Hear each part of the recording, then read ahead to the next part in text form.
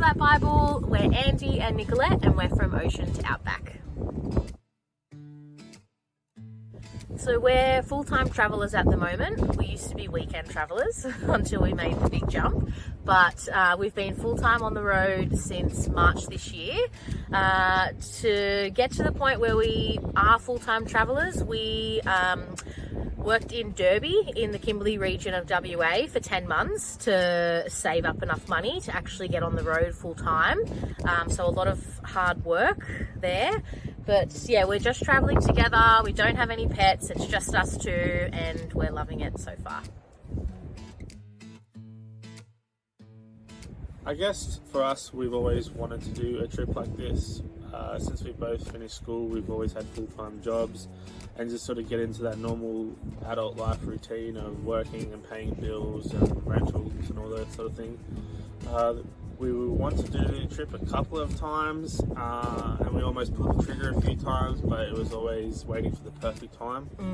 We decided to do a lap in the middle of COVID, which a lot of people called us crazy. Yeah. But it worked out perfectly. We got into Western Australia, and as we got into Western Australia, New South Wales locked down.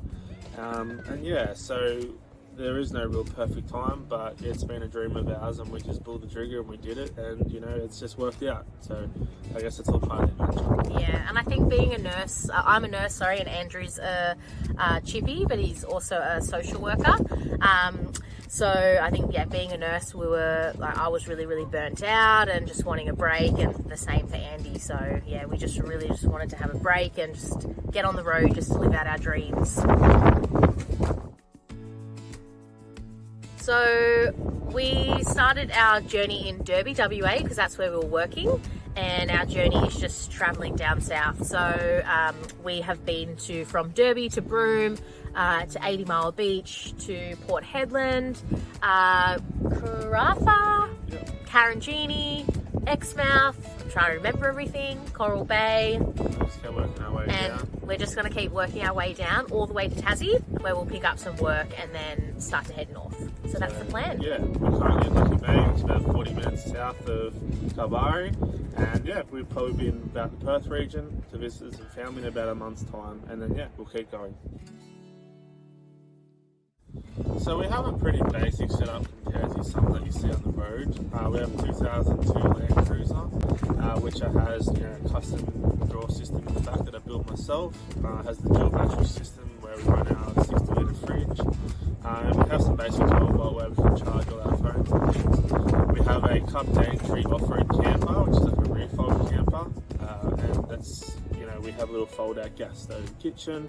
And yeah, it's pretty basic, nothing too special, but it does exactly what we need for. So yeah, we can't complain.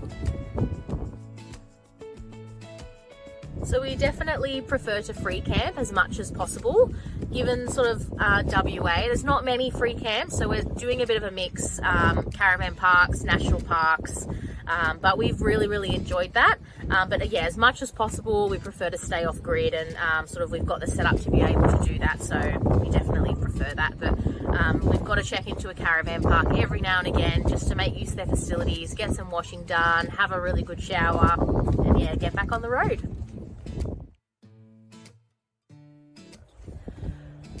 This is a hard one, but the best camping spot for me is in Cradle Mountain, Lake St Clair National Park in Tasmania. Beautiful. Andy, what's yours? So I'd have to say probably Sandy Cape at the top of Fraser Island. I think it's remote and not many people go that far north, so you kind of get the place to yourself, and it's good fishing, and yeah, it gets cut off by the tide, so you don't always have to be on constant flow of traffic, so it's a good place to relax. I'd say we're pretty lucky, but I would have to say probably my favourite place I've ever been is the west coast of Tasmania. I think, being a pretty keen four-wheel driver and doing some of those epic sort of west coast tracks like climbing tracks, climbing heads, all those sorts of things, it just felt untouched and almost unexplored, which is really hard to find these days because a lot of the main attractions and all that are so commercialized and things now. So yeah, it felt like we had the place to ourselves, so it was pretty special. We can't wait to get back down to Tassie. We love Tassie and we just can't wait to explore so many more spots down there and really try and find some more off-grid camping spots as well. So that's definitely top of our list of where we want to travel a bit more. So we don't have any pets. We would love to get a dog in the future and travel with a pet. But for this trip, because we're going to so many national parks, we just thought that it would probably restrict us a little bit. But hopefully in the future, we can have a dog. Maybe.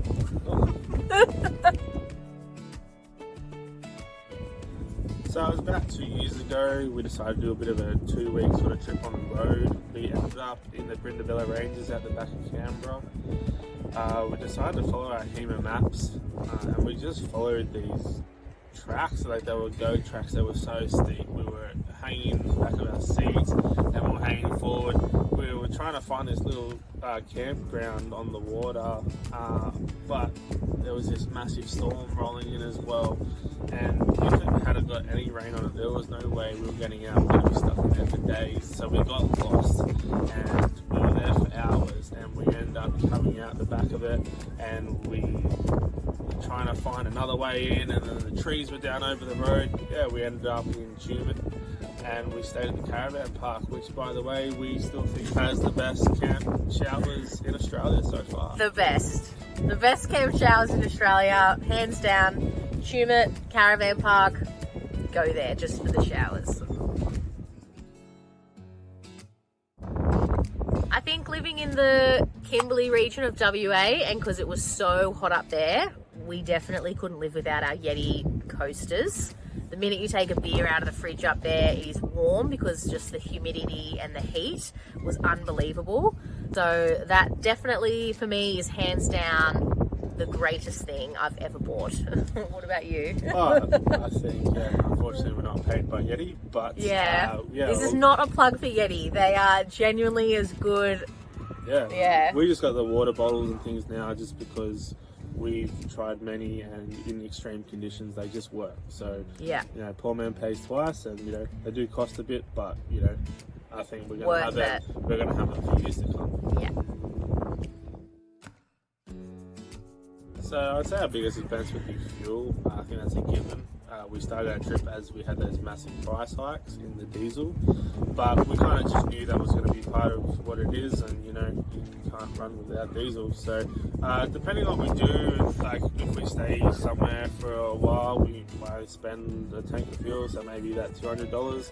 But particularly up north in the Pilbara region, we'll sometimes burn through $600 a week. So it kind of just all levels out, but it just is the expense of travelling. When they bring out electric Land Cruisers, I might look into it.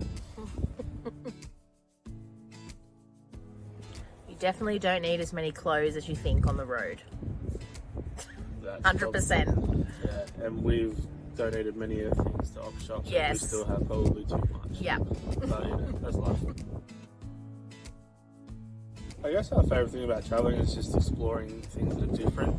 I guess that's part of the reason why you do travel, because if you didn't want to explore new towns or new scenery, or you just stay at home. So yeah, it's just that sort of new adventure, and particularly in Western Australia, every stop is just so completely different. 1 minute you're in Pilbara and next minute you're on the coast. So yeah, just adventure, I guess.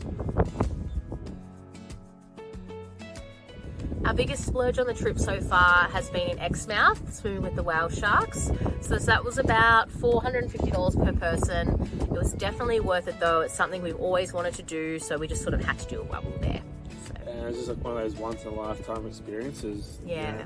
To swim with something that big in the ocean, and I wouldn't regret it, and I would recommend anybody who's thinking about doing it to do it.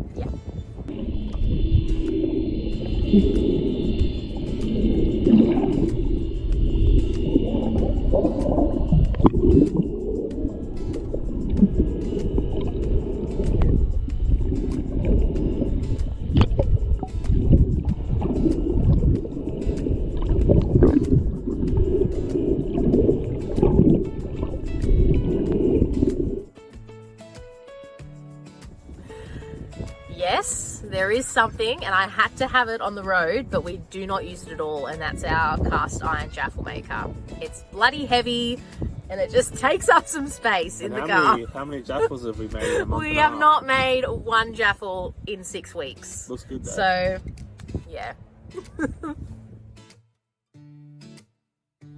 I guess this is sort of how our trip started. We were super lucky. We were in the Central Coast, and then basically we were like, let's go to Western Australia. And 2 weeks after we crossed the border, the whole of New South Wales closed down for months for lockdown, and the Kimberley and Western Australia was pretty much untouched. So we were very lucky. We weren't really affected by lockdown.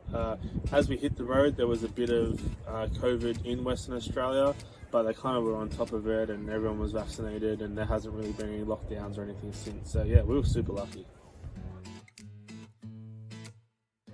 I guess our best tip would be you don't need to have all the biggest and latest fancy gear. You can do things with pretty much whatever you have, as long as you're out there having a go. As long as you can kind of cook, as long as you've got something to sleep on, and as long as you've got plenty of drinking water, you'll just sort of make it work. So yeah, don't stress, just get out there and explore. Yeah.